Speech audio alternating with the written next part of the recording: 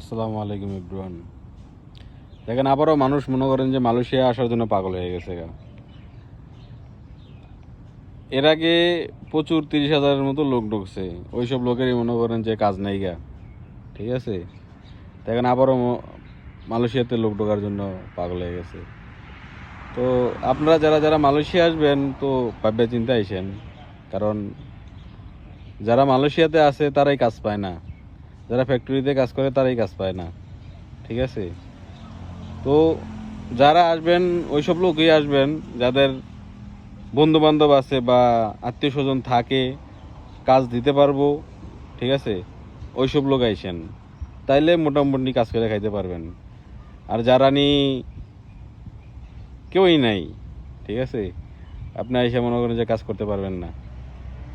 ওই কোম্পানির বিষয়ে আসবেন, আইনা ফালায় রাখবে।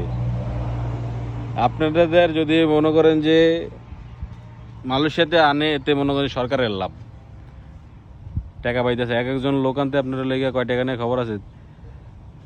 3 লাখ 4 লাখ, 3 লাখ তো নেই না, 4 লাখ টাকা নেই।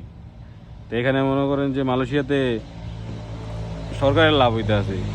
আইনা আইনা মনে করেন যে আপনি ফালায় রাখবে, কাজ কাম দিবে না কোম্পানি, পরে আপনার আবার দেশে পাঠাই দিবে। ঠিক আছে, তো ভাববে চিন্তা মালয়েশিয়াতে আইসেন। এখন বর্তমান খুব চিন্তা ভাবনা করে আইসেন। আসলেই যে টাকা ইনকাম করা যাবে এই দিন নাই এখন। ঠিক আছে, আসলেই যে টাকা ইনকাম করা যাবে সেই দিন আর নাই। তো সবাই ভাববে চিন্তা আইসেন। আর ভিডিওটা সবাই শেয়ার করে দিন, যাদের আত্মীয় স্বজন থাকে মালয়েশিয়াতে, যারা আসতে চান সবাই দেখার সুযোগ করে দিন।